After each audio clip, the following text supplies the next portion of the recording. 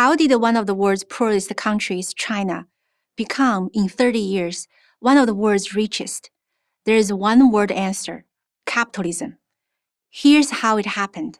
In 1949, the Chinese Communist Party, aka the CCP, defeated the Nationalist Party in the brutal civil war. The leader of the CCP, Mao Zedong, promised the Chinese people that he would create a new China, a socialist paradise where the benevolent state would take care of every citizen's needs, from shelter to education to employment. No more greedy businessmen. Factories would be owned by their workers. No more evil landowners. The state would own all property on behalf of the people. No more hunger. Everyone could eat as much as they want at the public cafeterias.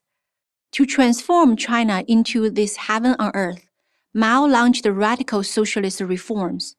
Industries were nationalized, private businesses were eliminated, and land was confiscated. But rather than turning China into a heaven on earth, these policies turned China into a hell on earth. Healthcare was cheap, but there was a chronic shortage of doctors, hospitals, and modern medicine. No one was unemployed because the government gave each person a job. But if you didn't like the job you were assigned, well, that was just too bad. Your government-assigned job was tied to your food ration. No work, no food. Speaking of food, it wasn't long after Mao took power that widespread food shortages began happening. My own parents had to get up at 3 o'clock in the morning to stand in long lines outside of a grocery store to get a pound of sugar or several ounces of cooking oil. Often, they got nothing. Every year was worse than the last. Between 1958 and 1962, China experienced the worst famine in human history.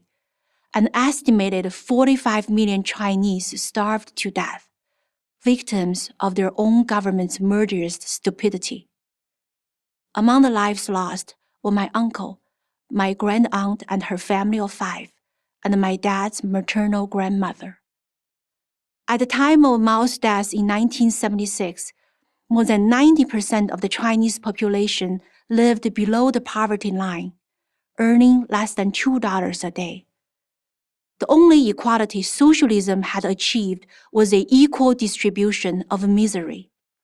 Mao's successor, Deng Xiaoping, recognized that this couldn't go on much longer.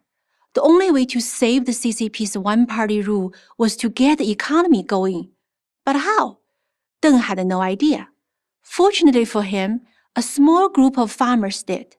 In 1978, these farmers, 18 of them in the village of Shaogang, made a secret deal with their village leader. After fulfilling the government quotas, they would be allowed to keep any surplus for themselves and sell what they didn't need. Such a move was risky because it was a rejection of the CCP's socialist policies, but the result was magical.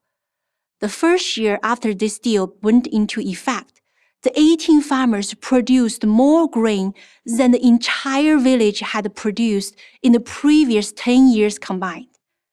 The Shaogang model began to spread to other villages. When Deng heard of it, rather than punish the farmers, he had the good sense to recognize that these simple peasants had shown him how to revive China's economy. Soon after, Deng announced sweeping economic reforms. He opened up China to the outside world, inviting foreign investments, and most importantly, loosening the government's grip on the Chinese people. The results were nothing less than astonishing. The freer the Chinese economy became, the wealthier the Chinese people became. In the space of 3 decades, 800 million Chinese people emerged out of poverty. Chinese cities now match and exceeds the greatest cities of the West, skyscraper for skyscraper. The CCP likes to pat itself on the back for China's economic miracle. However, the real credit should go to free market capitalism and 18 brave farmers who risked their lives to give it a try. In recent years, China's growth has slowed precisely because the current CCP leadership has moved back to a model that asserts ever more government control. The country is becoming less free with each passing year.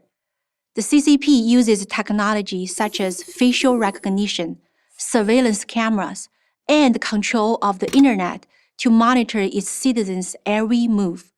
More and more, there are signs that the CCP is reverting to its Maoist past. That's bad for China and bad for the world. I'm Helen Rowley, author of Confucius Never Said, for Prager University.